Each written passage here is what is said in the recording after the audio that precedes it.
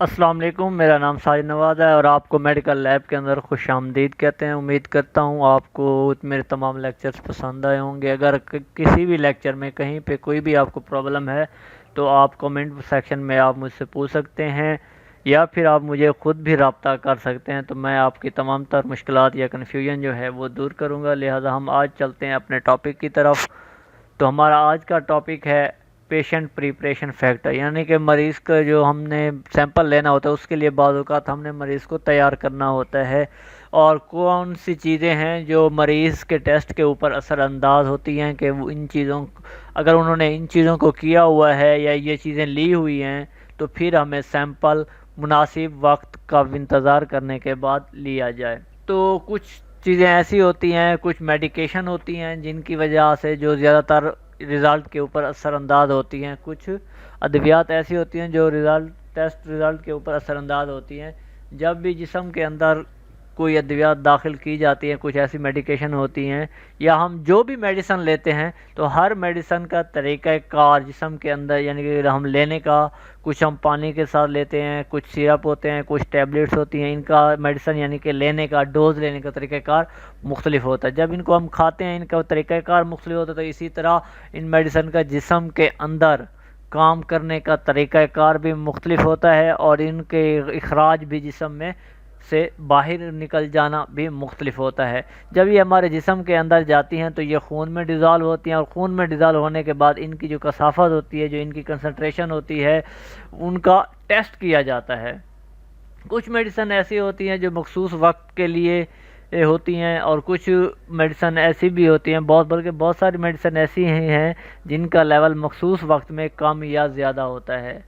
मखसूस वक्त में कम या ज़्यादा कैसे? अगर आपने अभी मेडिसन ली है तो 5 मिनट बाद उसका जो मिकदार होगी बॉडी के अंदर, कंसंट्रेशन होगी, वो बहुत ज़्यादा होगी। जब हम उसी आदमी का ब्लड लेते हैं और आधे घंटे बाद या 2 घंटे बाद हम जब उसका टेस्ट करेंगे तो उस वक्त उसके बॉडी में उस मेडिसन की जो मिकदार है या जो लेवल है वो कम हो जाएगा। इसलिए बहुत सारी मेडिसन का लेवल मखसूस वक्त में कम या ज़्यादा हो सकता है। ये बात जो है मेडिसन की डोज और मेडिसन के वक्फे पर मुनहसर होती है। ऑटोमेटिकली सिंपल सी बात है, एक आदमी ने 1 चम्मच अगर किसी सिरप का लिया है तो उसके बॉडी में, और उसके निस्बत जब दूसरे आदमी ने 2 चम्मच मेडिसन के लिए हैं, उस सिरप के लिए हैं, तो ऑटोमेटिकली अगर हम दोनों का ब्लड टेस्ट करेंगे तो दूसरे के अंदर मेडिसन की जो मिकदार है वो ज़्यादा होगी, क्योंकि उसने डोज डबल ली हुई है। इसी तरह अगर वक्फे पे आते हैं, अगर उसने कम वक्फा हुआ है, यानी कि आधे घंटा हुआ है मेडिसन को लिए, और एक दूसरा आदमी है जिसको घंटा या 2 घंटे हो गया मेडिसन को लिए, तो ऑटोमेटिकली जिसने 2 घंटे लिए उसमें ब्लड मिकदार में कम आएगा, उस मेडिसन की मिकदार ब्लड के अंदर कम आएगी। लिहाजा इस चीज़ को देखते हुए सैंपल लेने के लिए हमें दुरुस्त वक्त का इंतज़ार करना चाहिए, कि ऐसे वक्त का वेट करें कि जहाँ पे इसका असर अंदाज कम हो या ज़्यादा हो। वो हर टेस्ट अपनी नौइयत के मुताबिक होता है। अब कुछ भी देखें, जो दिल के पेशेंट होते हैं उनका जब हम पीटी करते हैं, आईएनआर करते हैं, तो वो कहते हैं आईएनआर है जो 2.0 होना चाहिए या फिर 2.5 होना चाहिए।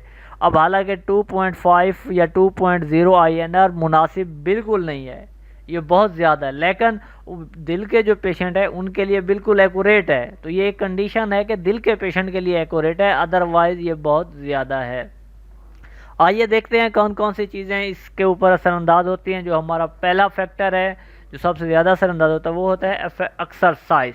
अब एक्सरसाइज, वर्जिश करने से हमारे मसल्स मुतासिर होते हैं और वर्जिश के असरात लंबे अरसे तक रहते हैं, और ऐसी हालत में क्रेटिनिन काइनेज, लैक्टेट डीहाइड्रोजिनेज जिसे एलडीएच कहते हैं, एएसटी और प्लेटलेट्स की तादाद खून के अंदर बढ़ जाती है। अब इनकी मिकदार क्यों बढ़ जाती है, मैं आपको एक सिंपल सी प्लेटलेट्स की मिकदार का हवाला बताता हूँ। क्योंकि जब ब्लड हम मूवमेंट कर रहे होते हैं तो ब्लड सर्कुलेट होता है। जब ब्लड सर्कुलेट होता है तो उसमें तमाम सेल्स एक्टिव हो जाते हैं। प्लेटलेट्स इसलिए ज़्यादा एक्टिव हो जाते हैं क्योंकि जब गर्दिश के दौरान हमें कहीं पे भी कभी भी गिर सकते हैं, काटा आ सकता है, तो लिहाजा वो बॉडी में उनकी जो स्पीड है गर्दिश करने की वो तेज़ होती है कि हम वहाँ पे इजीली पहुँच सकें और जल्दी से जल्दी उस क्लॉट को या उस ब्लीडिंग को रोक सकें। उसके बाद जो दूसरा फैक्टर है जो सबसे ज़्यादा इफ़ेक्ट करता है वो होता है स्ट्रेस। यानी कि आपकी परेशानी, दबाव, जहनी दबाव, स्ट्रेस की वजह से हमारे जिस्म में वाइट ब्लड सेल्स की मिकदार बढ़ जाती है और जिस्म के अंदर एसिड बेस बैलेंस भी बिगड़ जाता है। अब WBCs की मिकदार बढ़ जाती है स्ट्रेस की वजह से। स्ट्रेस की वजह से क्या है कि आदमी परेशान रहता है, वो कन्फ्यूजन, गड़बड़ रहता है, डरा डरा सा रहता है। ठीक है, उसके क्या है कि जो आदमी स्ट्रेस में होगा, आप उसको थोड़ा सा हिलाएं, वो अकेला बैठा हुआ है, आपने उसको थोड़ा सा हिलाया तो वो डर जाता है फ़ौरन। वो हर वक्त यानी कि फ़ाइट के लिए एक्टिव रहता है, वो लड़ने के लिए तैयार रहता है, परेशानी की वजह से चौंका रहता है। तो लिहाजा उसके बॉडी के अंदर जो सेल्स होते हैं जो बाहर से कोई चीज़ आने के लिए, लड़ने के लिए, तो वो WBCs हैं, तो लिहाजा उनकी मिकदार बढ़ जाती है। और जो थर्ड फैक्टर है वो है डायूरेटिक रिदम। डायूरेटिक रिदम क्या होता है? ये बॉडी फ्लूइड्स होते हैं जो खून के अंदर मौजूद होते हैं और ये दिन के हिसाब से यानी कि अपनी टाइमिंग के हिसाब से बढ़ते या कम होते रहते हैं, जो दिन में बढ़ते और कम होते हैं। मसलन सीरम कॉर्टिसोल की मिकदार सुबह के वक्त ज़्यादा होती है और दोपहर के बाद कम होना शुरू हो जाती है, और इसी तरह सीरम आयरन की मिकदार दिन के वक्त कम होती है और रात के वक्त ज़्यादा होती है। इसीलिए अगर आपने सीरम आयरन लेवल का सैंपल लेना है तो वो रात के वक्त लिया जाए, ताकि आपको ज़्यादा से ज़्यादा पता चले कि ज़्यादा से ज़्यादा इस बॉडी के अंदर सीरम आयरन लेवल कितना है। और इसके बाद मुख्तलिफ और भी टेस्ट हैं, लिहाजा आपने उनको क्या करना है, आपने उसको चेक करना है कि हमने ज़्यादा पॉइंट चेक करना है या लो पॉइंट कम करना है। इसलिए सैंपल लेते वक्त इस बात को मद्देनज़र रखें कि किस वक्त उनकी मिकदार कम या ज़्यादा होती है। और जो थर्ड है वो है पोस्चर, यानी कि मरीज़ की हालत। जब आपने सैंपल लिया है, पोस्चर मरीज़ की हालत, जब आपने सैंपल लिया तो उस वक्त मरीज़ किस कंडीशन में था। ठीक है, अब हम लोगों के जो पेशेंट हैं वो इतने एजुकेटेड नहीं होते, वो बाज़ औक़ात खड़े होते हैं, जी नहीं हम बैठ नहीं सकते, हमसे खड़े खड़े सैंपल ले लें।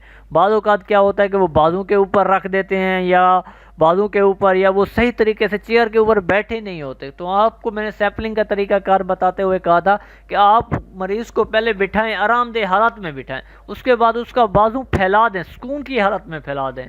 तो यहाँ के जो हमारे पेशेंट हैं उन्होंने क्या होता है, कोनी के ऊपर यानी कि घुटने के ऊपर कोनी रखी है, बस यहीं से ले लो, मिसबिहेव करते हैं इस तरह का। तो आपने पहले उनको समझाना है। अगर सैंपल लेते वक्त मरीज़ की हालत दुरुस्त नहीं होगी तो ये चीज़ रिज़ल्ट के ऊपर असरअंदाज होती है, और कुछ बड़े मालिक्यूल्स टिश्यू के अंदर फ़िल्टर नहीं होते, इसलिए बड़ी मालिक्यूल्स की मिकदार बढ़ जाती है।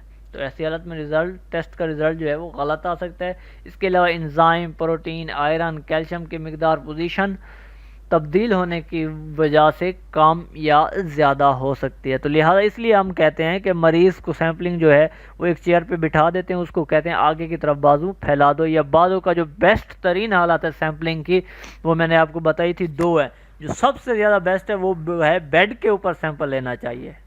अगर वो आपके पास बेड फैसिलिटीज़ नहीं है तो फिर आपने उसको चेयर पे बिठाना है, तब सैंपल लेना है। इसके अलावा और जो तरीक़ों से जो सैंपल लिया जाता है वो बिल्कुल SOPs के ख़िलाफ़ है। हम ले तो लेते हैं लेकिन ये SOPs के ख़िलाफ़ हैं। और अदर फैक्टर्स भी हैं जिनमें मैं आपको बता दूं, मरीज़ की उम्र है, जिनस है और प्रेगनेंसी वगैरह है। ये चीज़ें मरीज़ के जो रिज़ल्ट है उसके ऊपर असरअंदाज होती है। ये अब आपको भी इतना ईज़िली पता होगा कि जो बच्चे होते हैं उनके अंदर खून की मिकदार कम होती है, ज़्यादा होती है, TLC की मिकदार कम ज़्यादा।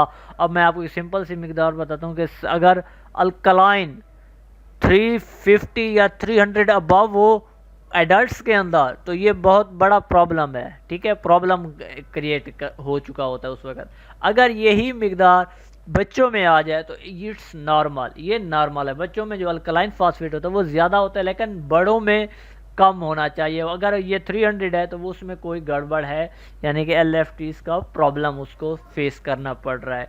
अब आते हैं जिन्स के ऊपर, मेल और फीमेल। आप लोगों ने बहुत सारे टेस्ट ऐसे हैं जिनमें मेल्स और फीमेल्स की जो नॉर्मल वैल्यूज़ होती हैं वो कम होती हैं खून की मिकदार। अब HB को ही ले लेते हैं तो ख़वातीन के अंदर जो HB की नॉर्मल वैल्यू वो 12 से 14 है, जबकि मेल के अंदर 13 से 17। तो ये एक थोड़ा बहुत डिफरेंस है। अब प्रेगनेंसी में क्या होता है कि प्रेगनेंसी के अंदर बहुत सारी चीज़ें ऐसी होती हैं जिनकी मिकदार कम या ज़्यादा हो जाती है। तो ये था हमारा आज का लेक्चर। उम्मीद करता हूँ आप लोगों को अच्छी तरह से समझ आया होगा। अगर आपको कहीं पे कोई कन्फ्यूजन है या कोई क्वेश्चन है तो आप कमेंट्स बॉक्स के अंदर मुझसे पूछ सकते हैं। और आप लोगों को मेरी तरफ से माह रमज़ान की आमद मुबारक हो। इस माह रमज़ान का जितना ज़्यादा हो सके इसका एहतराम करना है और इसमें जितना ज़्यादा हो सके फ़ायदा लेना है, किसी दूसरों का ख्याल रखना है। तो मैं फिर भी आपको दोबारा से वही बात रिपीट कर रहा हूँ कि आप लोगों ने मेरे चैनल को सब्सक्राइब करना है, लाइक करना है, शेयर करें, ताकि किसी और, बल्कि आप अपने जो आपसे मुतल्लिका लोग हैं, आपके फ्रेंड हैं जो लेबॉर्ट्री के हवाले से मुंसलिक हैं, आप उनको भी कहें कि सब्सक्राइब करें ताकि उनका भी फ़ायदा हो सके। लिहाजा इस चेन को टूटना नहीं चाहिए। मैं आप तमाम लोगों के फ़ायदे के लिए ये बनाया है और मेरी कोशिश है कि जितने ज़्यादा लोग इससे फ़ायदा उठाएंगे तो मुझे उतनी ज़्यादा खुशी होगी।